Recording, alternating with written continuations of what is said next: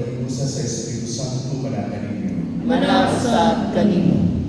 Mga igsoon, mag-iuso kita sa tumasanan. Ang bandan kita alang sa pagsaulog ni Santos ng Misa. Nag-umpisa ko sa Diyos sa magkakaroon sa kanan. Kung kaninyo mga igsoon, ang karapat sa pagkakuyangon, sa una-una sa pulong o sa buhat, o sa walang pagbuhat sa kinanggang buhaton. Kaya akong sala, akong dakong sala. Busa na amuyo ako kang Santa Maria, ang kaninang gulay, sa sala ng anghel o mga santos, o kaninyo mga igsoon, aron inyo kuyampo sa Ginoo nga akong Diyos. Kaluyan na kita sa Diyos sa magkakaroon sa kanan, upang sa iyo sa tumasanan. Dan ulit na kita niya at sa ginagawing dayon. Amen. Ginoo kaluyi kami. Ginoo kaluyi kami. Kristo kaluyi kami. Kristo kaluyi kami. Ginoo kaluyi kami. Ginoo kaluyi kami. Bagampo kita. O Diyos ang mamahan, unting panalipod. Kung wala ikaw, walay maligpon, walay santos. Tuntulin kami nga nasa kinapuring tunay, pinagi sa pagtabang kanamo sa hustong paggamit, sa mga maayong butang ining kalibutan. Kanyang ipangayo pinagi sa amin sa Kristi kumana, nga buhay ug hariban kanimo sa Espiritu Santo, Diyos hangtod sa kahangturan. Amen. Tinutulong kita sa basahan sa Exodo. Nibiya si Moises o milugsong sa bukid, dala ang buhang kamapan, na tipahinandong na may sulat sa luyo-luyo. Ang nanghimo ni atong papan, mao ang Diyos, ug ang nahisulat niini, gikulit sa Diyos mismo. Nadungog ni Josue ang paguliyang sa mga tao, ug niingon siya kang Moises. Nadungog ko ang kagawo, nga ingon ug gubat sulod sa kampo. Si Moises miingon, dili ka na kagawo sa kalaugan, ni kagawo sa kasukanan tungod sa kapilihan, kundi mga panag-awit ang akong nabati. Sa lirang nagkaduula si Moises sa kampo, ug nakita na niya ang nating baka, ug ang mga tao nga nagsayaw, labihan niyang sukwa.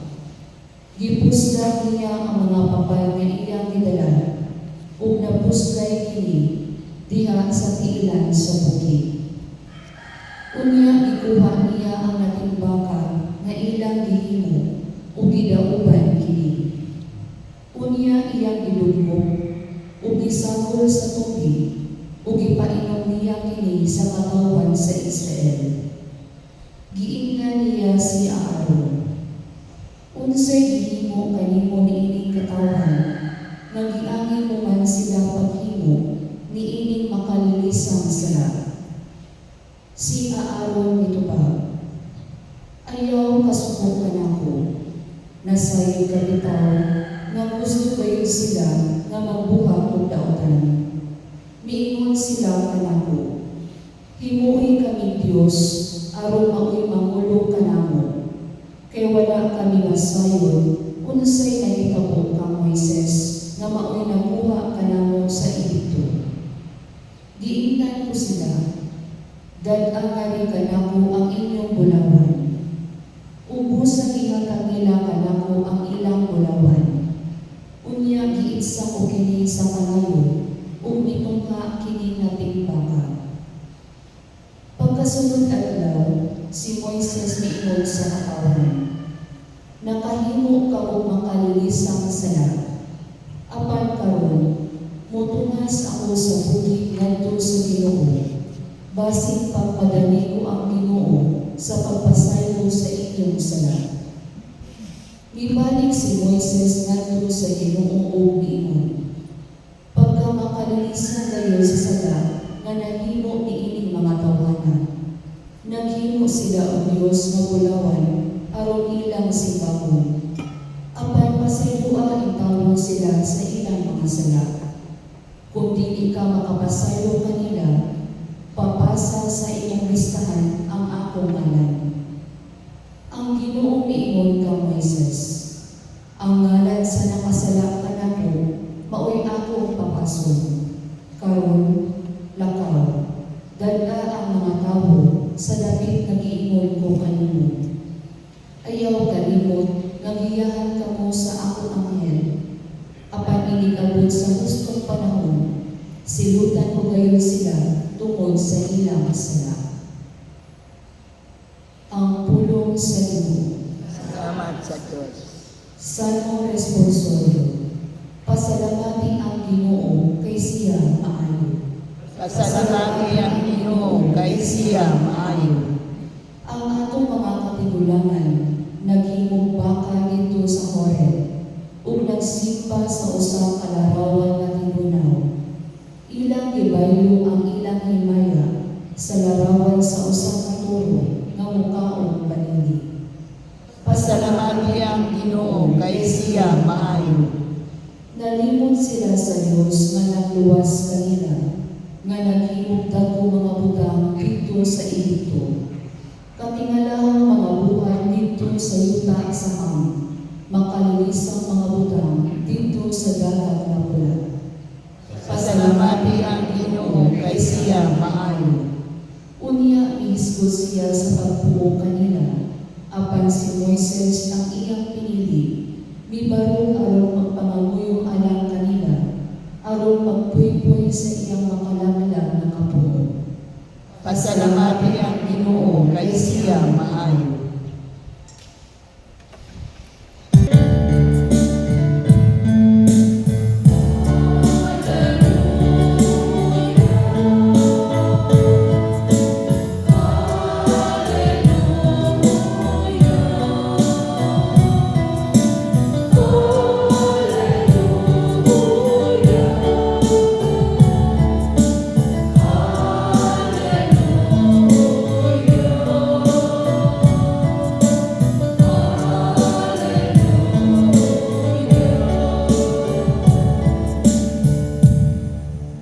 Ang inuman kaninyo, Halaw sa kalimo. pagbasa kita sa Santos Evangelio sumala ni San Mateo. Himayaw ikaw, O Ginoo. Nisugilon si Jesus ngadto sa iya mga tinunan ug laing sambingay. Ang gigaret sa langit sama sa liso sa mustasa. Ang labing gamay sa tanang liso. Ikuha kini sa usa ka tawo ug ipugas dito sa iyang uma ug sa pagtubo na sa maong binhi. Dahil kini nga labing dako sa tanang tanom. Kinahimong kahoy ug nanugba ang mga langga ug nagsalag sa iyang usanan. Si Jesus nisugilo na usab ug laing sambingay. Ang gigaret sa langit sama sa ikapatubo sa pan. Gikuha kini sa usa ka babae ug gisagol sa usa ka takos nga harina hangtod pigtubo ang tibok minasan. Si Jesus migamit og mga sambingay ang pagsugilo ni mga utangan ngadto sa mga tao. Wala siya gisulti kanila bisan unsa kundi pinaaging sambingay. Gihimo niya kini aron matuman ang giingon sa propeta. Mugamit ako mga sambingay kung makigsulti ako kanila. Sugilan mo silang mga utang nga wala pa hibalo isukad sa sukad mabuhat ang kalibutan. Mga igsuon ang Ebanghelyo sa Ginoo. Gaygon ikaw, O Kristo. Ay buntag ka natin. May buntag sa Father. Kusog kayo kini ngayong atong panahon karon nga daghan sa atong kaigsuonan kusog kayo mo exercise. Pasigot no kay tagamay ko no. Kaya nagko na lagi. Kung yan ay mga uban nga muswelda na discourage kay wa ko ito ang ilang exercise. Pero wala na sila nakaibalo nga naan na nila ay development. Kasagaran ko sa tao na una ang taginangan na makita tayo na ito ang resulta. Pero ang pinaka-importante niya, mao ang imong consistency. Kaya ba, kanunay, mahalaga yung makita ang imong resulta. Ganon kini akong isbutan tungkol kay muna di masabot sa Ebanghelyo sa karon. Tungkol kini atong panahon na gamay pa kayo ang pundo nga naginaw kayo ni Jesus, ituko ang hangtod kini nga nilambo kini nga nahimong kini unang pundo sa mga Kristiyano. May mga sakop sa simbahan kaya at gamay mga simbahan. Medyo para sila ang nag-discuss. Para ba ganun maging huwag mang tani, di ko yanap tayo. So, managlahi ang mga experiences magod sa mga unang Kristiyano. So, nag-uban ka, medyo para sila nag-discuss. Kung kini mo ang samhinay, nga naghatag nila o inspirasyon.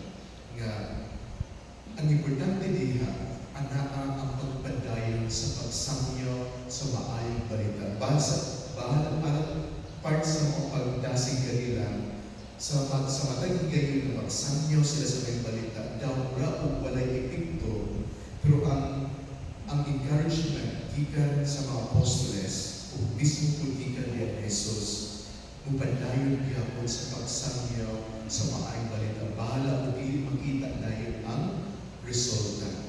Kaya sa ilalong anak, na ang ipangayon sa Diyos, kita mamatambang din sa pag-isok sa dinhi mo ang tulong sa Diyos.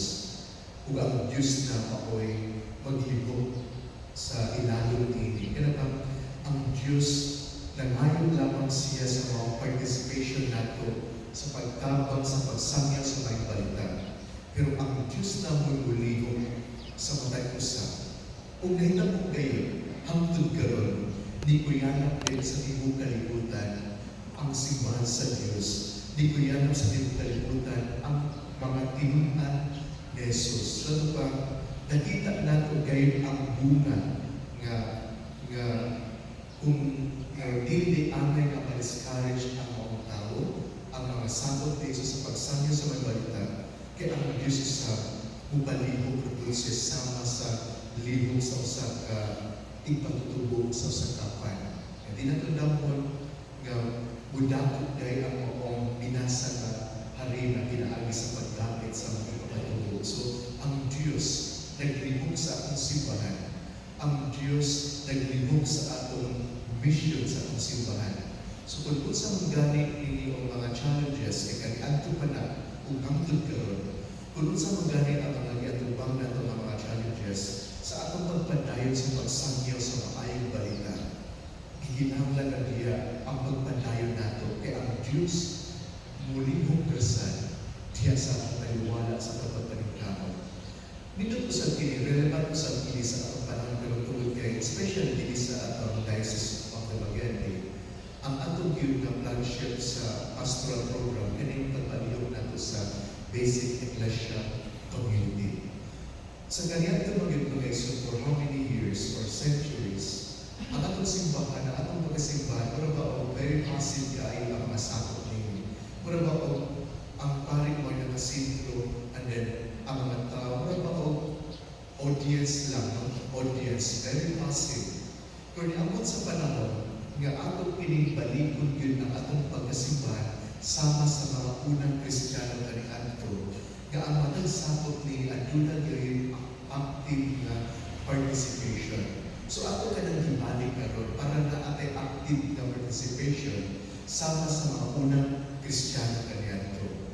Kung mo kini na experience, I don't know din sa parokya na din sa Valencia, pero sa uban ng mga parishes sulod sa atong diocese, even sa uban ng mga diocese, ganito sila implement ang basic ecclesial community.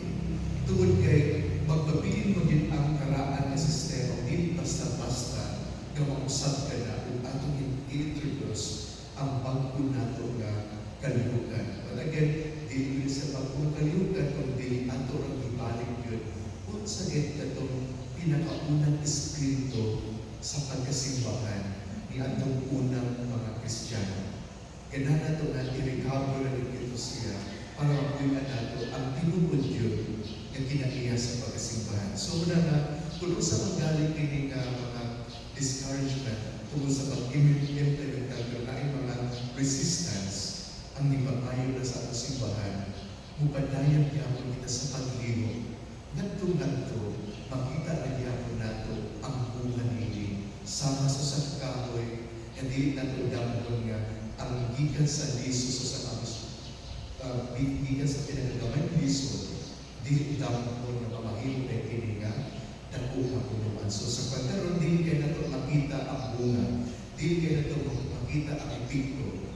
Pero ang pamayo sa inyong simbahan, yung ipanguluhan sa tuwa, Alandon Obispo, panayon kita sa pag-uman, pag-implement sa basic ecclesial community.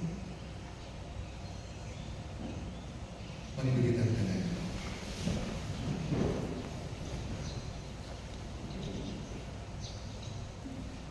Mga nakita sa Diyos sa pagdiya sa pag-uusap ng pag-angko mula nung itakan niya isip mga sulukod sa lingarinan o kitabingon. Ginong Diyos, ibubog ka namo ang imong grasya. Ginoong Diyos, ibubok ka namo ang imong grasya.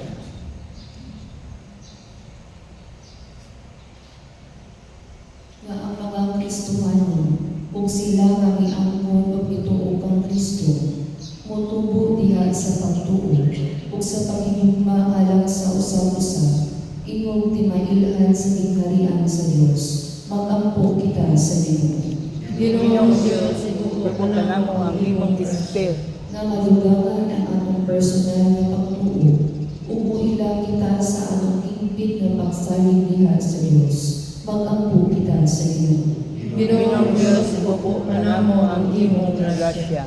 Nga sila kansang pagtuo, nagmabugnaw, ug nadaog sa kawalay paglaog sa kabalaka, mapanalanginan ug bagong kadasi sa pagbagong sa ilang Kristohanong panaay, magampo kita sa Ginoo.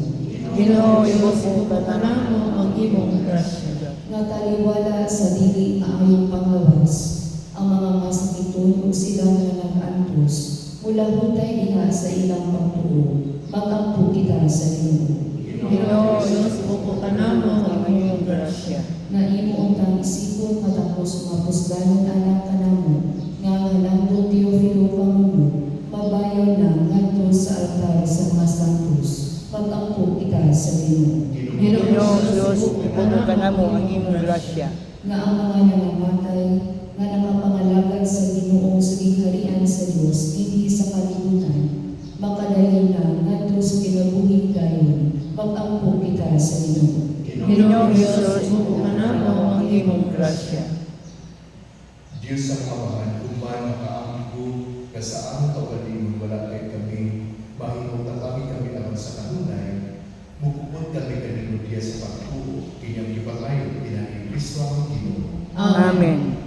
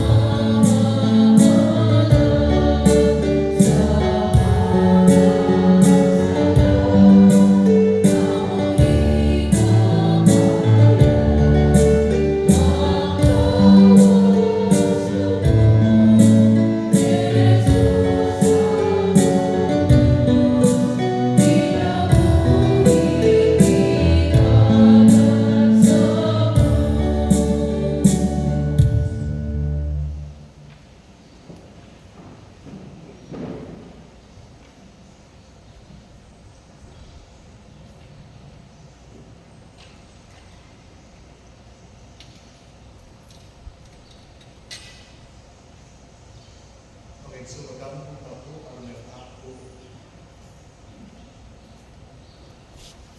Lagi sa sakripisyo, dawaton sa Diyos naman ang 5,000. Dawaton ka sa Ginoo ang sakripisyo gikan sa imong mga kamot, alang sa pagdayeg ug paghimaya sa iyang ngalan, alang usab sa atong kapuslanan ug sa tibuok niyang santos nga simbahan.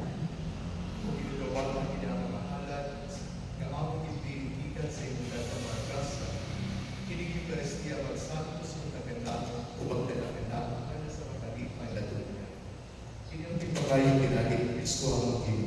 Amen. Ang Ginoo manak ninyo. Manasab kanimo. Ibay ang inyong kasingkas. Amo nagibayaw ngadto sa Ginoo. Magpasalamat kita sa inyong atong Diyos. Angay ug matarong. Santos ka man Diyos na tunay o pagkakaw sa tanan. Ang may patarong kayo na magpasalamat tabi kanimo kanunay ug sa tanan tabi. Pinagilin sa Kristo ang Ginoo. Kaniya imong gibangko ang tanan mga binuhat ug ipaambit nimo kaming tanan sa iya mga bahandi. Bisan pud siya Diyos, iyang gihubo ang iyang himaya ug pinaagi sa pagbulag sa iyang dugo dito sa cross. Ang kalibutan yatagan niya sa iyang kalinaw. Busa, ibayaw siya labaw sa tanang mga binuhat ug nahimong siya tinugdan sa kinabuhi ng walay katapusan alang sa tanan nga nag-aalagad kaniya busa uban sa nagahuman sa langit. Nagpasidmog kami kanimo dinhi sa yuta ug nagdahig kami sa imong kahalangdon sa walay punong nga Panginoon. Santo, Santo, Santos nga Ginoo, Diyos sa kagahuman, puno ang langit ug yuta sa imong himaya, husana sa kahitasan. Daygon ang nagaani sa ngalan sa Ginoo, husana sa kahitasan. Santos kini ikaw ginagtubulan sa tanan ka santos ipadala ng Espiritu. Aron pagsantos dili pagagasa aron mahimong pilialan kanamo galawas ug dugo ni Kristo ang Ginoo. Sa pagbasakit sa kabalibon migbuha sa utan. Ipasalamat kanimo pipika sa bihatag ini ngadto sa iya mga tilun-an ug mingon. Dawatan kini ninyo nga tanan ug kana kay kini mawakong lawas kay ibiyan anak kanino.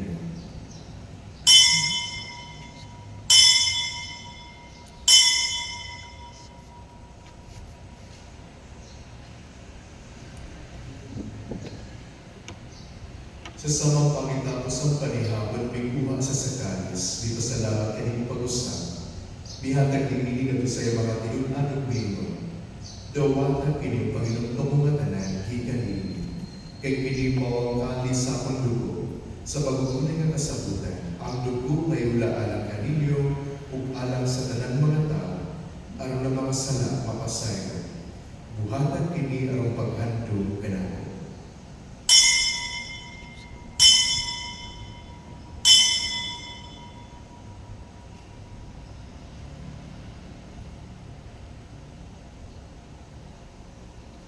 Kini ang misteryo sa pagtuo. Si Kristo namatay, si Kristo nabanhaw, si Kristo mubalik nganhi. Aron paghandom sa kamatayan pagkabanhaw ni Kristo, nagahalad kami kanimo amahan inimpan sa kinapuri ug kalis sa kaluwasan. Nagapasalamat kami kanimo tungod kay mo kami giisip nga angayan, nga matubang ug malagad kanimo. Himuha kami nga mga lawag sa lawas ug dugo ni Kristo, pagkayo sa diya sa Espiritu Santo. Kinudumi Ginoo ang imong simbahan sa tibok kalibutan.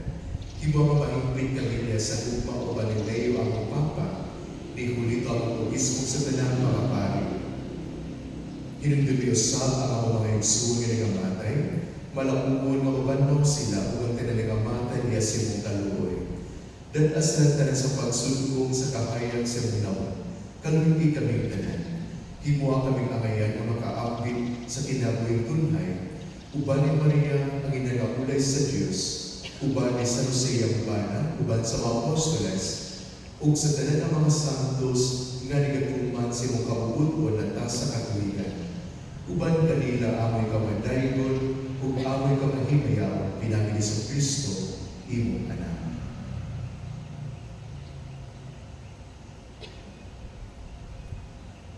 Pinaging kaniya uban kaniya o diha kaniya. Diha tagad kanimo makaagaw nga Ama.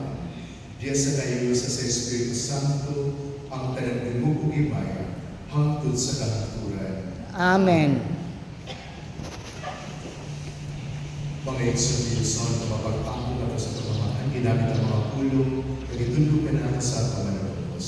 Amahan namong nga sa langit, pagdaygon ang imong ngalan, umabot ka namo ang imong gingharian, matuman ang imong pagbuot dinhi sa yuta mayngon sa langit. Ang kalano namo sa matag adlaw, ihatag ka namo karong adlaw, ug pasayloa kami sa among mga sala, Maingon nga nagapasaylo kami sa mga nakasala kanamo. Ug dili mo kami sugyan sa mga panulay. Hinunua luwasa kami sa nang dautan. Mga kami kanimo ginungi mo kami luwaso sa tanang daotan. At tagi kami sa kalinaw ng ining panahon. Aron tinabangan sa imong kaluoy. Maligay kami kanunay sa sala o may layo sa tanang kasama. Sa talagang paabot kami nga malaumon sa pagbalik ni Yeso Kristo ang manunubos. Kay mo man ang gingharian ang gahom ug ang himaya hangtod sa kahangturan. Ginoong Yeso Kristo nagingon ka sa mga apostoles. Ang kalinaw ibilin ko kaninyo, ang akong kalinaw ihatag ko kaninyo. Ayaw tanaw ang mga salat, kundi ng pagsalig sa iyong simbahan, ug sibo sa iyong kabubulgon at taging kami sa iyong kalinaw ug kahiusan.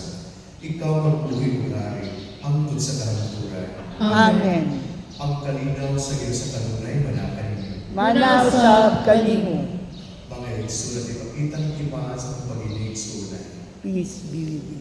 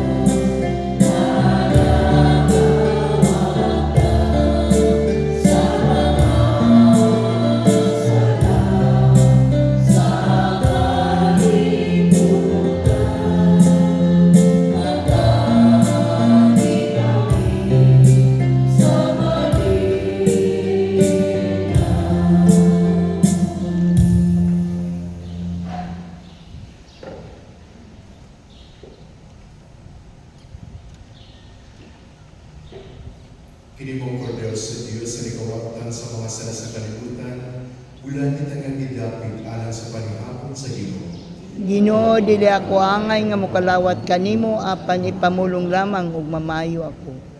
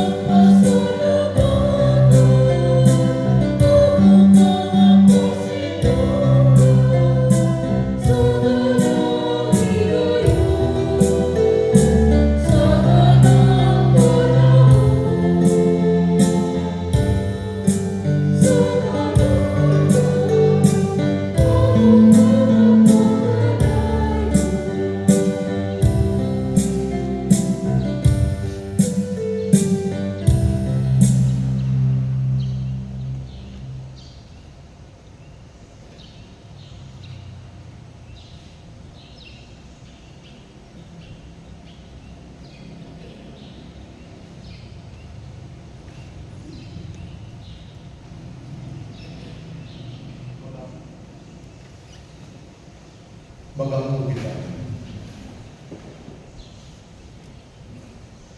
Ug iyong pinagi sa pagkalawat, gihimo mo kami nga bagong mga pinuhan, ug yatagan mo kami sa kabasko sa bagong kinabuhi.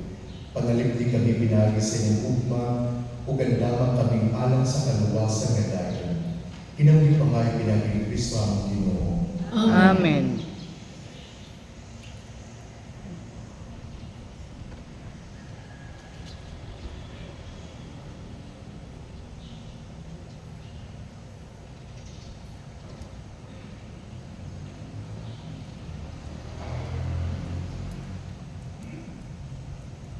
Sa iyong mga pamulamahan sa kaluboy, among gihalal ang kanal sa purgatorio uban sa paglako na pinaagi sa karagawang kanabang ni San Nicolas de Tolentino ug uban sa tanan nga nangamatay ni Kristo sila unta, mabanaw uban kaniya sa kakapusang adlaw. Manggiluy kong Diyos, tan-awa kami ug paminawa ang among mga pag-angko at lihi ang gangaan sa paraiso alang sa makalag sa purgatorio ug tabangis sila pinaagi sa paningkinan ni San Nicolas aron makapot nila ang pagtuo hangtod sa katapusan masaligon nga atong nagatuo makakapot sa kinabuhing dayon ihatag ini pinagi sa iyong anak pinagi sa iyong kaluoy. Amen. Amen. Pagulay na ihatag kanila o Ginoo. Kung kayag ng may pagkapalong mula nagunta kanila hangtod sa kahangturan.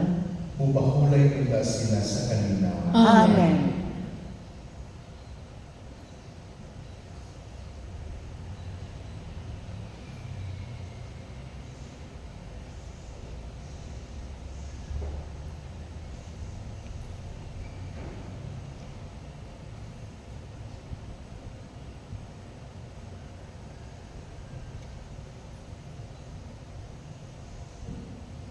Ang inumanan kaninyo, Manasab kanimo. manalangin kanyo ang Diyos na makarigaw sa tanan. Ang Amahan ng Anak o Espiritu Santo, Amen. dahil sa Diyos nga bisa na kalinaw ugma ni Kristo. Salamat sa Diyos.